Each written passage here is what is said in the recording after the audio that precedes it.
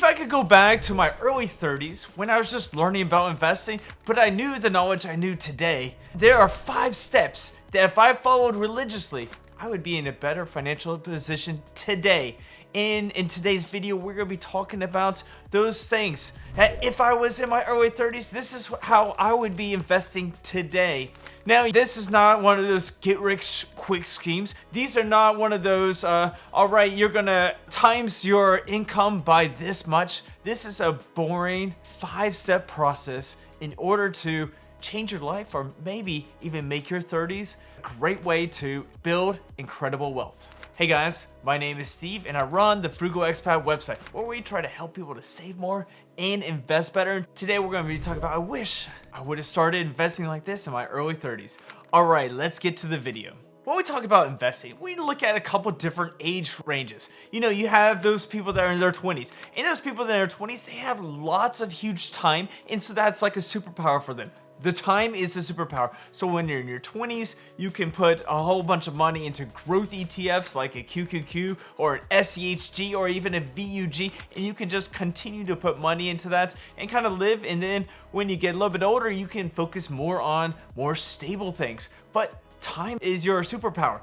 When you're in your 40s or your 50s, you should have already built up some wealth. You should have already been saving, investing, and also learning about different things like IRAs, 401ks, or even how much in Social Security you're going to be getting. And so you're starting to focus on more dividend plays. You're starting to focus on more stability with cash and with treasuries and bonds, and that's a great thing for you guys. But when you're in your 30s, this is when you start to build some of that wealth. This is when you start to make a lot more money with your job. And this is when people start buying houses, or maybe they've already bought a house and they're paying them off. This is when you start having families. And so you have to focus on, you know, your families. And so this is a key time where you can focus on some growth. You can focus on a little bit of stability, some diversification. And today we are going to be talking about 5 great steps. If you started your journey today in your early 30s, this could be a roadmap to a great financial future. So we're going to start off with 5 great steps. Step number 1, find a good brokerage company. Now, there are a lot of different brokerage companies out there, but some of the big great names that offer some great things, as in like free trades, offer low costs, and just a good company to be with would be Fidelity, Schwab, and Vanguard. Now, Fidelity has like almost all of it. It's got great customer service. It's got fractional shares on ETFs and stocks. It's got some of those great things with a great UI, and it's got some good education. You know, I have a Fidelity account, and when I call them and talk to them, it's quick, it's easy, and they're just a way that you can start investing today. And they also have a great app. Another one could be Schwab, and Schwab's got great analytics. It's got some good places, and you know, it's got some low fees and low prices on those great ETFs. You have great ETFs like SEHB, SEHG, and SEHD, and there's some other ones that can be a part of it. Then you have Vanguard. Vanguard's like the king of low fees.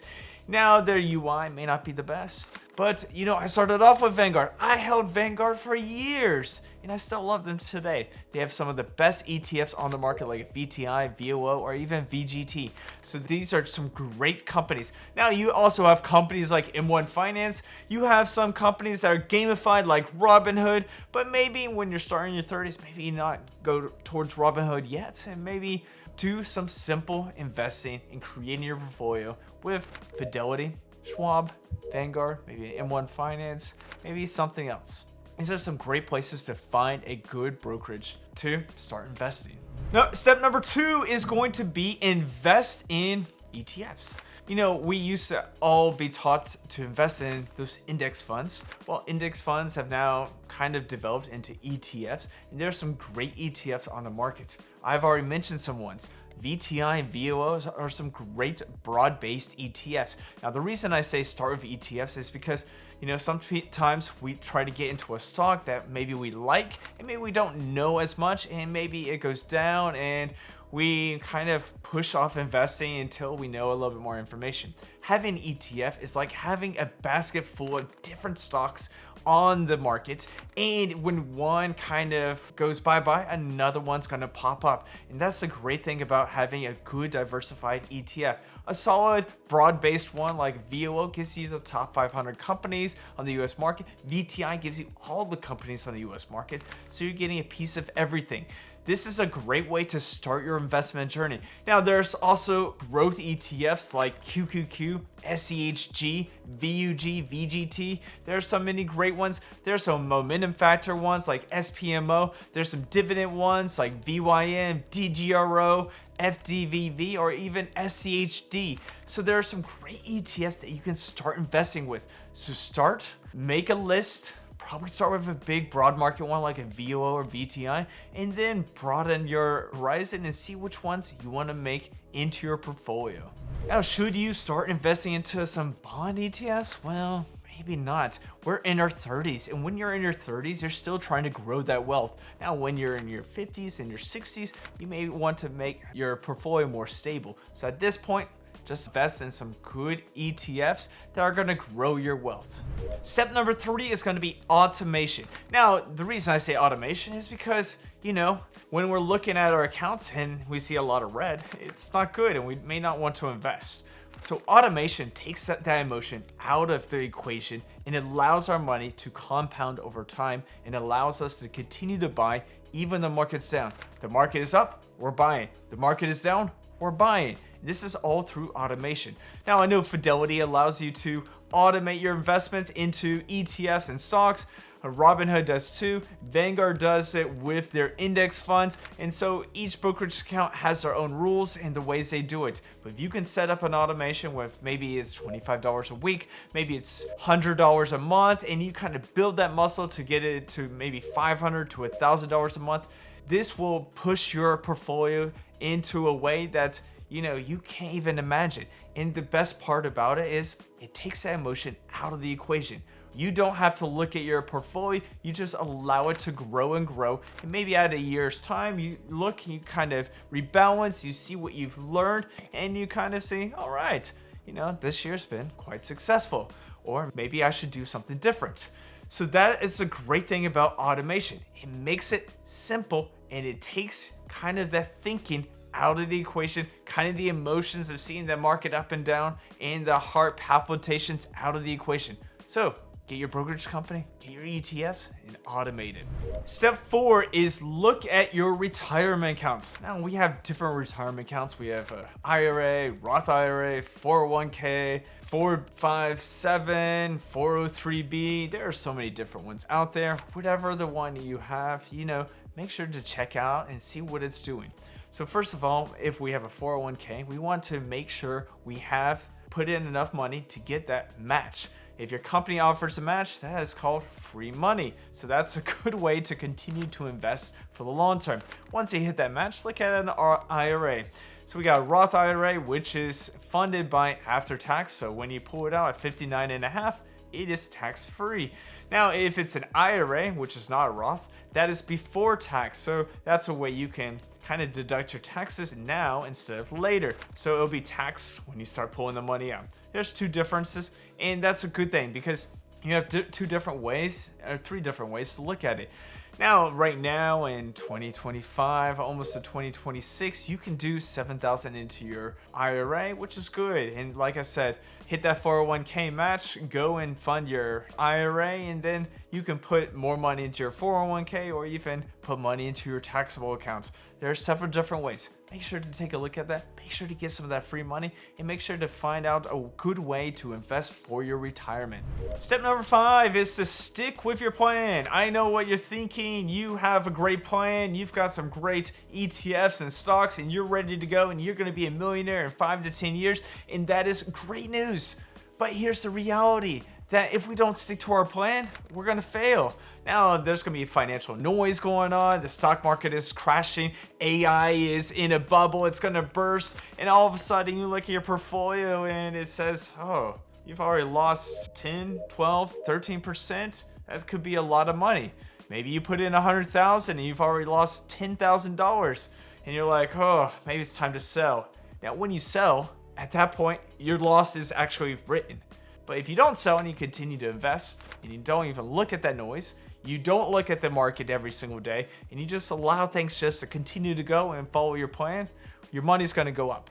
Most people that miss maybe the 5 to 10 best days of the last 10 or 20 years miss a huge opportunity to allow their money to grow. And that's because people buy and sell in and out of the market. So if you stick to your plan, ignore the noise, continue to invest for long term, your money will grow.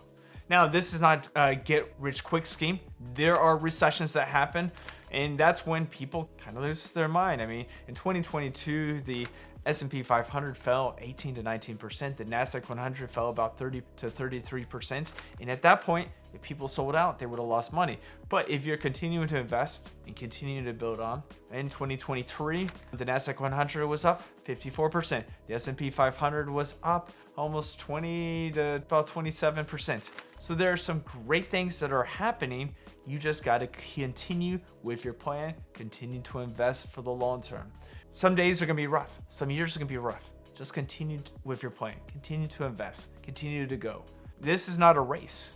I mean, you're in your 30s, so you're going to have your 40s. You're going to have your 50s. So you have time, but continue to invest. Do not ignore the noise. Now, we just went over 5 steps that you can start taking in your 30s to create a great investment plan. But the problem is there could be some risk. So I'm gonna go over 4 risks that you may see within your investing journey. Risk number 1 is market volatility. Market volatility is going to happen. Now, the S&P 500 has averaged around 10% for the last 100 years. Now, it's been around since 1957, but there's been an index that's been tracking kind of that portfolio since 1926. And so then we have a good amount of time that's shown that, even though the market may go down, it goes back up, it goes back down, and continues to grow. And so market volatility is just a part of investing. It's either risky putting your money in the bank and only getting maybe 2 to 3% return. It's also risky to put your money into the market.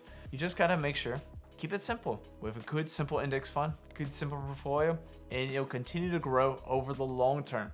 So just remember, one other risk is market volatility. Risk number 2 is investing in just one company or maybe 2 or 3 different companies. Here's the thing is, some of us may see like a hot stock that's gone up 400, 700, 800% one year. We want to dive into it. But the problem is, maybe that stock doesn't have good fundamentals. Maybe it's gonna crash and burn. Maybe you may not know what you're doing. And so this is one of the risks of investing in the market. The reason I say to be diversified and use maybe an ETF is because when you have an ETF like VOO, you're going to have 500 different companies. When one company goes down, they're going to add 1 or 2 or 3 companies that are going up. Tesla wasn't in the S&P 500 until 2020. Right now, we have different companies that are going out. We're going to have different companies coming in. And so investing just in one stock can be very risky. And so that's why I say, keep it simple. Invest in a simple index fund or ETF and allow your money to grow that way. Don't just chase those high-flying stocks, because sometimes when you get too close to the sun like Icarus, you'll get burned. And so you just got to be careful. Risk number 3 is going to be lifestyle creep. I know what you're thinking. You get that big raise at your work and now you can buy a new car. You can buy a bigger house. You can buy fancier vacations. But the problem is, when you are spending more and more money, you all of a sudden need more and more money for retirement because your lifestyle is creeping higher and higher. Instead of putting more money into your investments and savings, you're spending more. So just be careful of lifestyle creep. I know what you're thinking. When you get that raise, now you have more money to do a lot more things. But also look at your future as well. This is a time where you can put more money that can grow for today, that will grow for your future. So remember that. When lifestyle creep happens, kind of cut back. When you get that new raise, maybe put that extra into your investments and into your savings. Risk number 4 is trying to outsmart the market. I know what you're thinking. You've been studying, you've been researching, you've been watching YouTube videos like this one, and you figured out how to beat the market. Not by 1%, not by 2%, but maybe 5%. You know that perfect stock that you can dive into and you'll be on the moon. Well, here is the reality. 90% of fund managers fail the market. So do you think you can beat those 90%? Well, it's very hard to do.